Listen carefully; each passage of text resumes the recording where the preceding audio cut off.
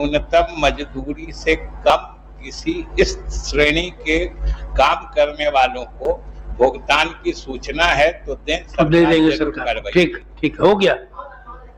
मैं चाहता हूं कि मुझे बोलने दिया जाए। हाँ बोलिए बोलिए बोलिए बोलिए।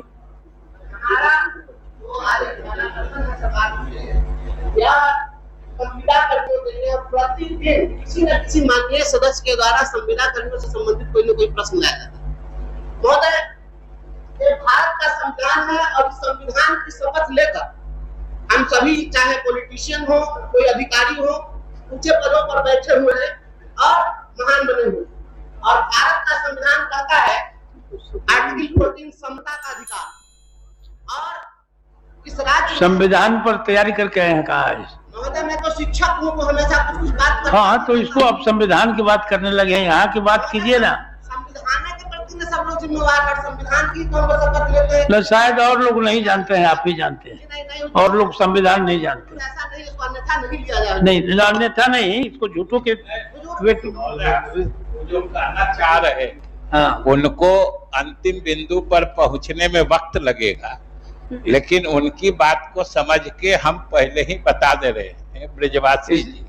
इसलिए चौधरी जी वंदे भारत से पहुंच रहे हैं। चलिए समानता का कानून समान योग्यता रखने वाले और समान ढंग से नियुक्त होने वाले लोगों के बारे में होता है। समानता हर जगह समानता है।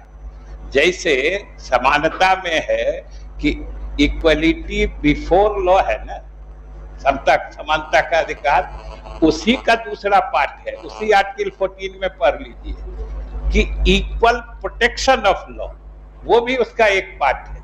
जरा उसका भी अर्थ समझिए, और उसका यही अर्थ होता है कि equal law for equals and unequal law for अनइक्वल्स।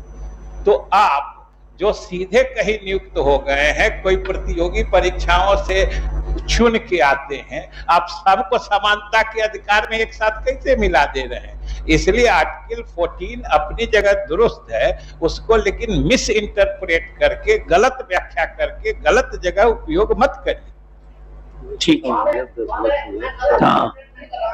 श्रम संसाधन विभाग साल में 2 बार मिनिमम डेली वेज के चार्ट को रिवाइज करता है, और इसके तहत अकुशल मजदूर के लिए 412 रुपया प्रतिदिन, अर्धकुशल के लिए 428 रुपया प्रतिदिन, कुशल के लिए 521 रुपए, अति कुशल के लिए 636 रुपए, और क्लर्कियल और सुपरवाइजरी के लिए 11,780 रुपए अभी प्रावधान बनाया है, जो भी लागू है। और आप मात्र 1650 रुपया आप दे रहे हैं रसोईया को। 12 महीना काम लीजिएगा और उसको 10 महीने का पैसा दीजिएगा।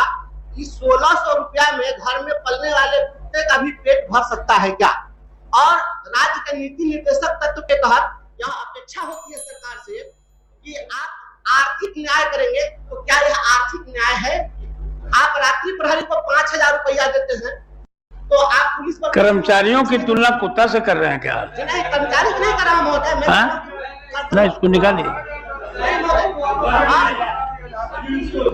जी। और रात्रि प्रहरी से आप 5000 रुपया देकर